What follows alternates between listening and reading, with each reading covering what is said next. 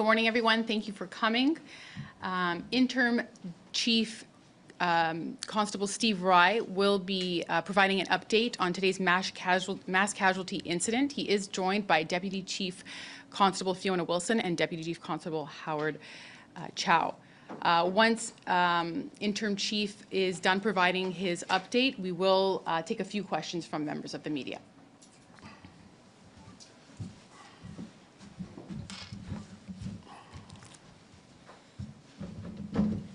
Morning.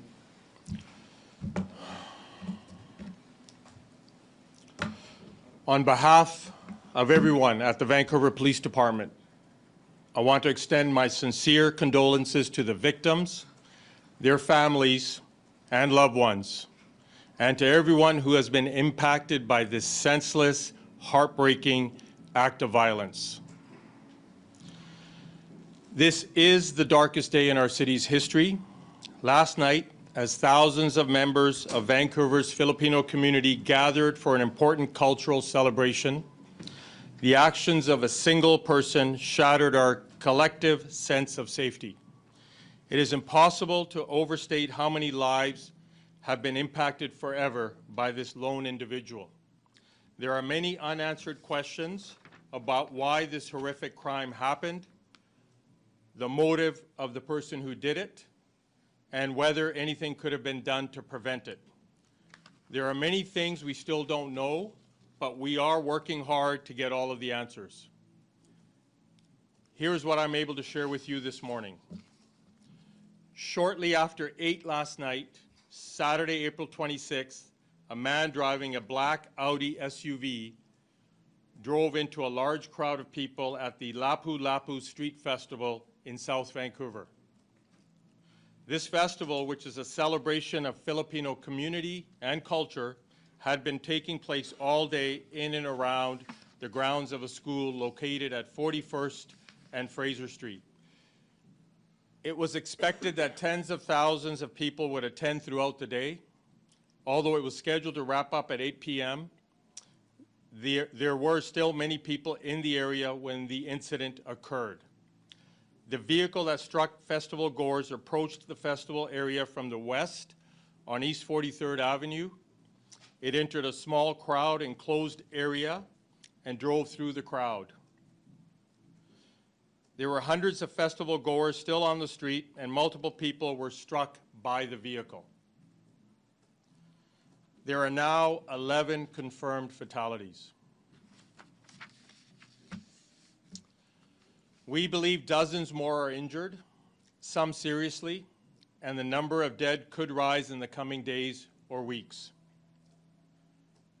The most critically injured were transported by ambulance to 9 different hospitals throughout Metro Vancouver, and we want to extend our profound gratitude to all of the medical professionals who have worked throughout the night to care for the victims. The driver of the vehicle was the lone occupant, and he was arrested at the crime scene by members of the Vancouver Police Department after bystanders and witnesses intervened to detain him. He remains in custody. While I'm not prepared to speak about the potential motive, I can now say with confidence that the evidence in this case does not lead us to believe this was an act of terrorism. I can also tell you that the person we have in custody does have a significant history of interactions with police and healthcare professionals related to mental health. I am unable to publicly identify the person who is in custody because charges have not yet been laid. Homicide investigators are currently presenting evidence to Crown Counsel, which is the independent authority in British Columbia to lay criminal charges. We will provide additional information once the charge approval process is complete. More than 100 Vancouver police officers are currently working on this case. They have been providing comfort to the injured, interviewing eyewitnesses, and collecting key pieces of evidence from throughout the crime scene. We will continue to dedicate every available resource at our disposal to complete this investigation and to support the community as it grieves. It is hard to make sense of something so senseless and I know there are questions about whether this tragedy could have been prevented. The Vancouver Police Department worked with the City of Vancouver to conduct a risk assessment prior to the Lapu-Lapu Festival. The majority of activities associated with the festival were taking place on the grounds of a high school, which is not directly accessible via public roadway. The only public roadway that required partial closure was on a minor street behind the high school. And this area was designated for food trucks. And there were no known threats to the event or to the Filipino community. We review over 3,200 events every year and assess the risks with city partners. This event was no exception. We determined through consultations with the City of Vancouver and festival organizers that dedicated police officers and heavy vehicle barricades would not be deployed at the festival site. While I'm confident the joint risk assessment and public safety plan was sound, we will be working with our partners at the City of Vancouver to review all of the circumstances surrounding the planning of this event.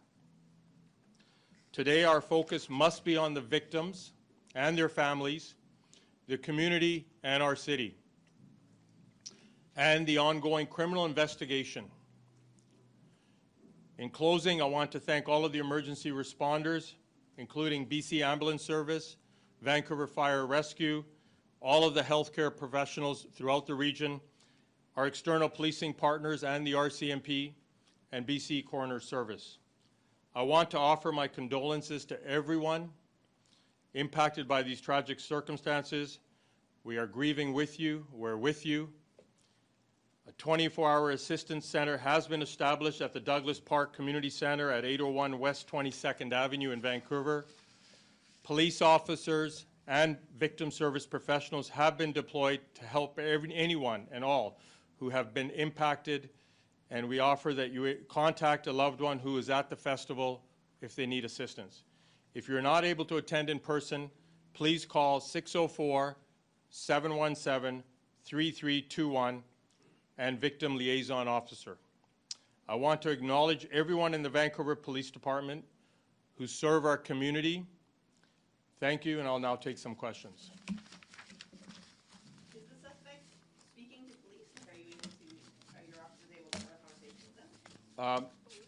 We have, police have spoken with the individual. Yes.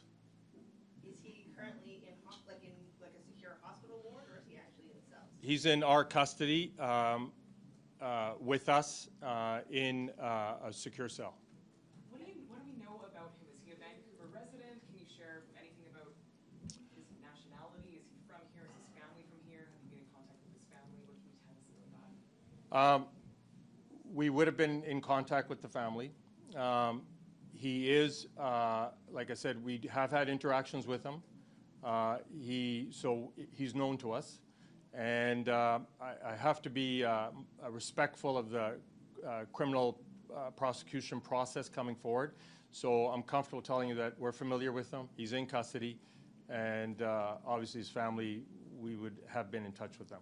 I know you can't really elaborate. Just asking one more time if you can tell us that most of the interactions were due to mental illness, mental health calls, or criminal issues, convictions.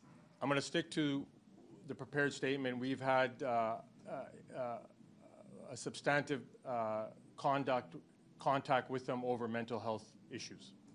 Why is it that, I can understand that you did a safety assessment, but if you're still expecting tens of thousands of people, there's still some exposure on a minor street, why wasn't there more of a presence and more of a proactive way to kind of prevent something like this from happening, considering we have seen it in other cities?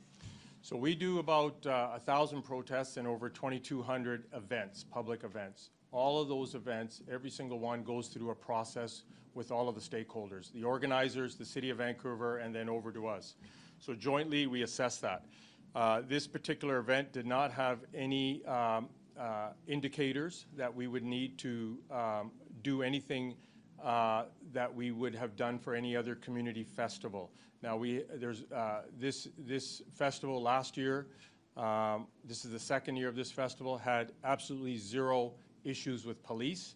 There was no elements that required a change for this year. We're mindful of the community's how they want to conduct the festival. It's a family, children event, and none of the indicators were there to do anything to a higher threat level. What can you tell us about the victims, their ages, their genders, whether their families have been notified? So what I can tell you, mixed genders, male, female, and young people.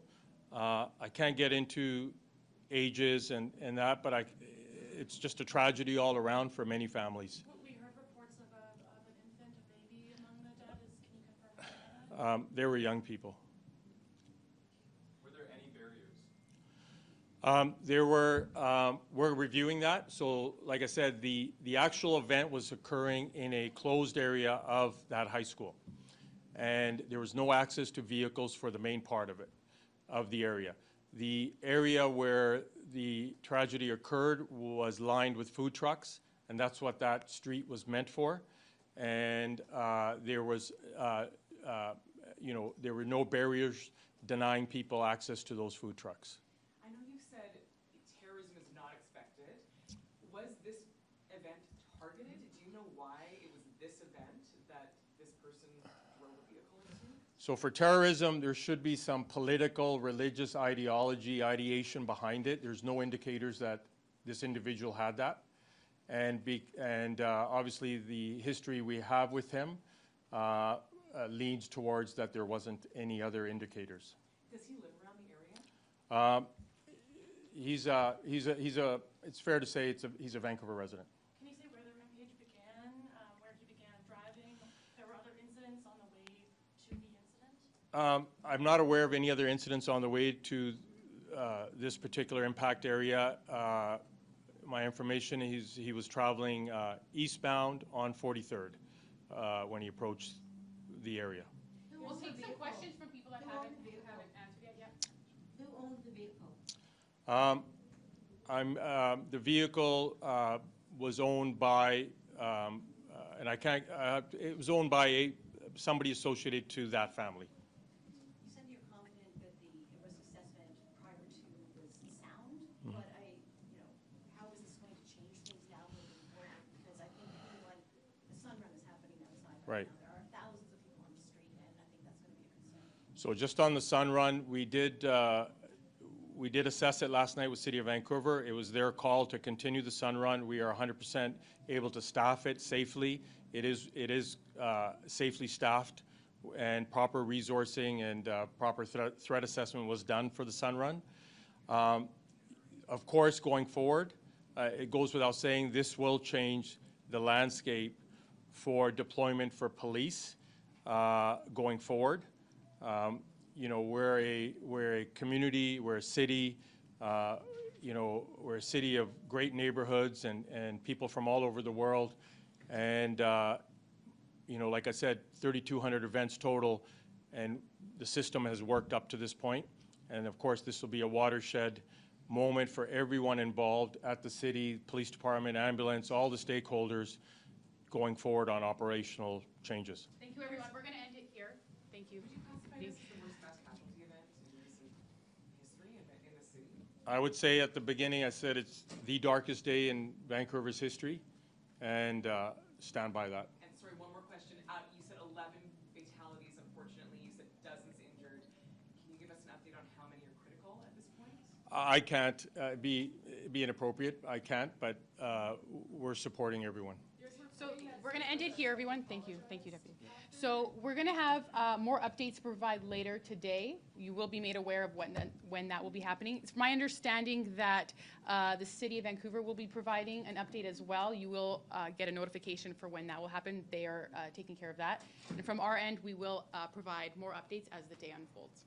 Okay, thank you very much for coming.